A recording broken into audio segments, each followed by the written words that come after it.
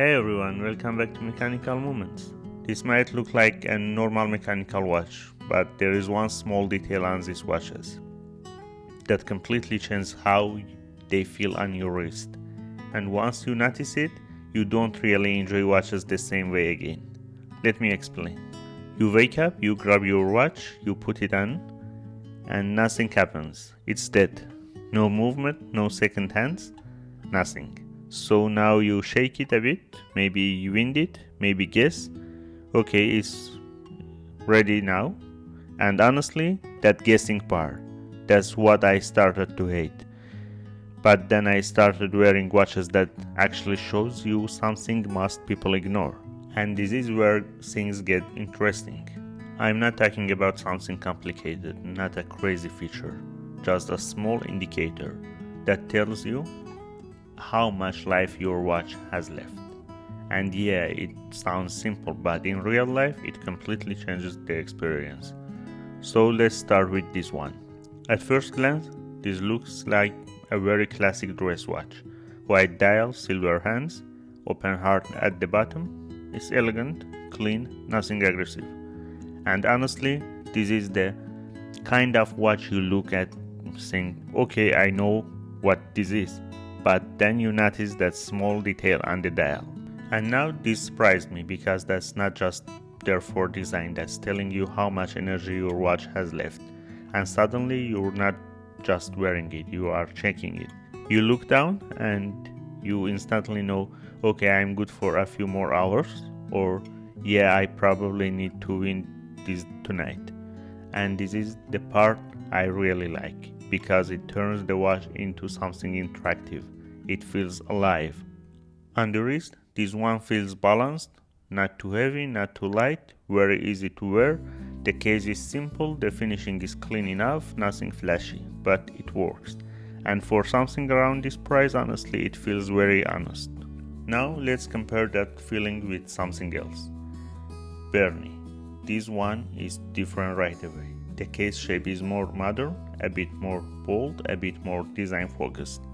And inside you got the Miyota movement, which is known to be reliable.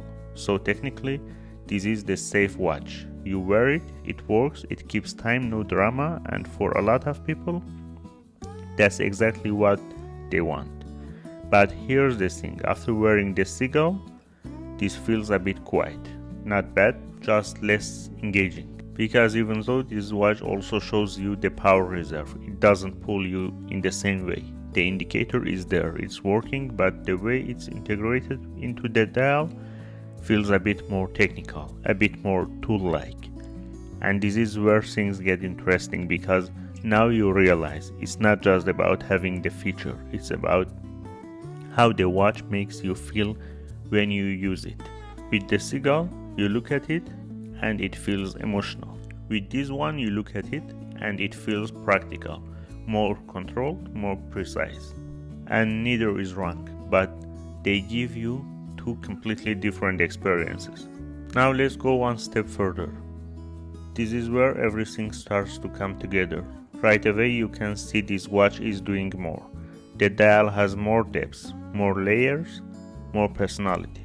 You've got the Moonphase up there, which already gives it that classic, almost poetic feel. But then you look at the power reserve. And now this is where it becomes fun. Because now the watch is not just telling you time, it's telling you a story. You look at the Moonphase, you look at the power reserve indicator, and suddenly you're not just wearing a watch, you're interacting with it throughout the day. And this is the part that surprised me the most, because I didn't expect to actually care about this. But after a few days, you start checking it without even thinking.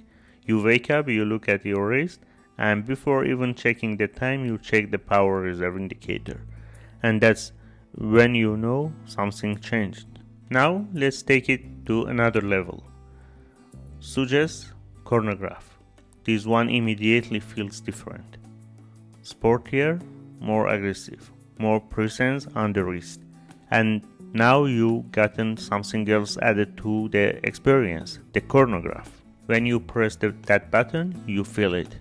There is resistance, there is feedback. It's not instant, it's mechanical.